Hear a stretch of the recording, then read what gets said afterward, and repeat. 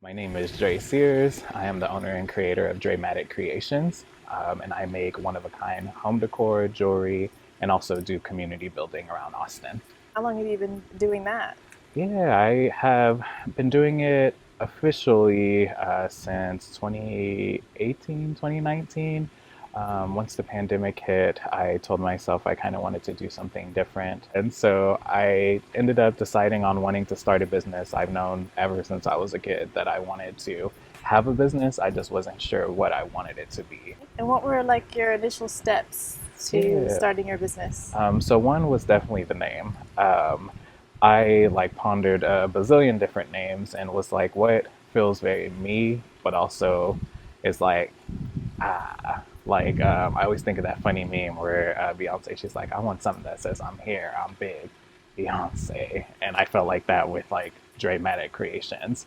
Because it's not often that or often if ever, you hear that name. And so I was like, yeah, this is cool. It's my name. It's me. I'm a very dramatic person, and so Dramatic just fit. And then from there, just kind of deciding what actually I wanted to do. I knew that I wanted to, one, create representation of not only myself, but just different art styles. And I like pieces that are very extra. And so I want you to feel very overwhelmed when you're looking at my pieces, but also like, hold on, the more I look at it, there's something over here, there's something over there, there's a lot going on, but it all comes together as like one piece in unison. So I started out with home decor, and as I got later on into my business venture, I brought in jewelry. But yeah, home decor and like event planning were my kind of two starting pieces for the business. And are you wearing some of your pieces now? Yes, absolutely am. This is one of my faves at the moment. I love a good tortoise, so I have it in this color, brown, pink, just exploring with a bunch of different like colors and patterns. And most of the time, I like pieces that symbolize hair and just the different journeys we go through. And why is that important to you? Yeah, it gives us a space to express ourselves. That's the main reason I started my jewelry line. I wanted to create a way for people to express themselves on the outside through not only whatever our hair texture may be, what hairstyles we wear, but also like a physical representation too. And so the pick for me, I usually always have like a matching pick in my hair too. In high school, there's a lot going on. I definitely was having a like self exploration slash learning about like being gay, trying to understand puberty as I'm going from like, well, genetically, I was always very small until puberty hit. And then I just kind of blew up to a football player. I think it definitely is like, those Samoan roots. A lot of my clothes didn't fit most of the time because I'm consistently growing.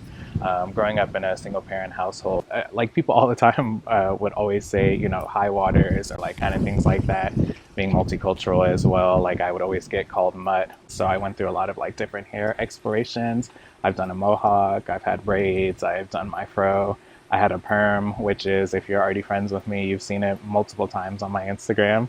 Led up to a point where I just felt overwhelmed emotionally. I had made up a plan and like contemplated when I wanted to basically commit suicide. And I remember coming home from school one day. I had just been so fed up and frustrated. There was someone that day who was sitting behind me and playing with a lighter behind my fro, pretending like he was going to set my hair on fire.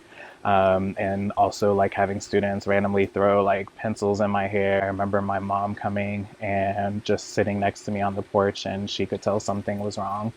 And she didn't say anything to me. She just put her arm around me, and I remember like bawling for hours and like crying. And she just comforted me, letting me know that basically everything that you experience, there is like a reason. I want to continue creating spaces where people don't have to hide who they are to be comfortable. Explain to me your home decor. Yeah, so my home decor, they all come from the introduction pieces when I first started out was an ode to the black women in my life. And so I've always felt most supported by the black women around me as I was growing up. And so having a space to create, and most of my pieces you'll see have like Afrocentric features, but they are all like very colorful. and bright. And it also is like an ode to all the people I've met, all the Black women I've met who are more than like just what you see on the outside. Normally, like these designs or colors or things don't go together doesn't mean that you can't put them together and make it work. And where do you market your work? So for now, it's just been like Instagram and in-person markets. Yeah, and Facebook sometimes when I remember that Facebook exists. What kind of events do you plan?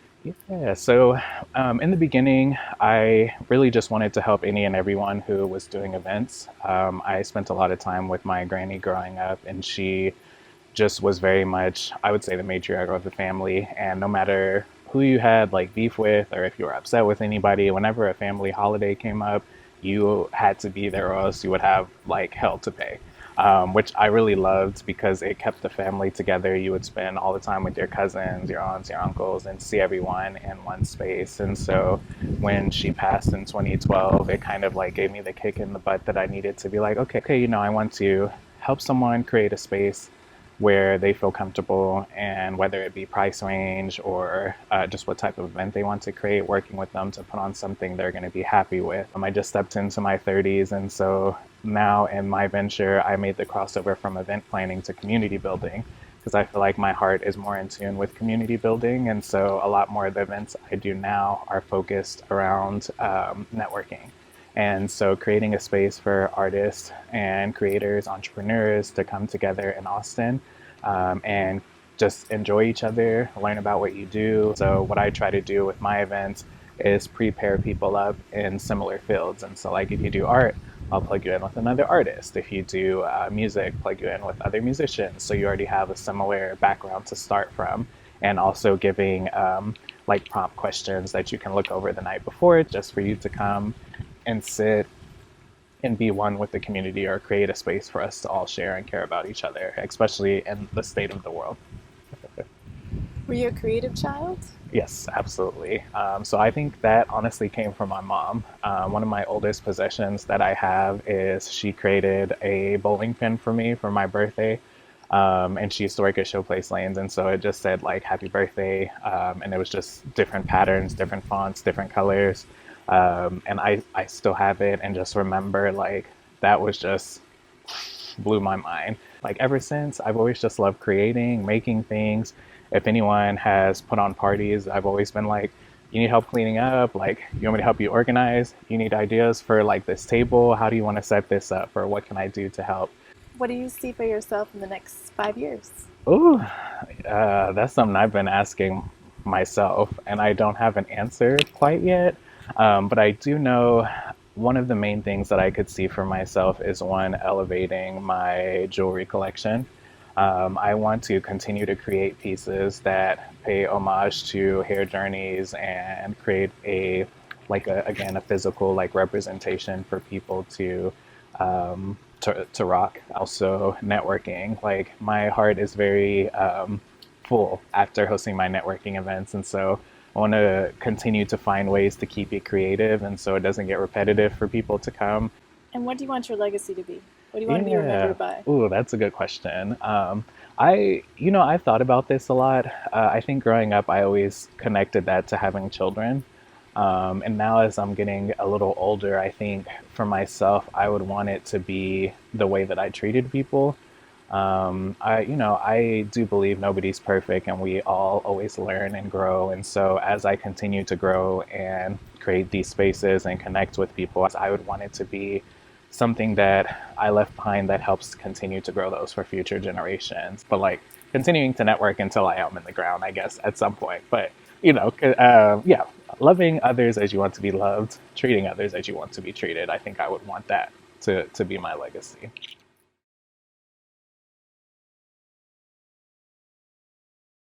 This is brought to you by Kansas City Business Association, working to improve our community.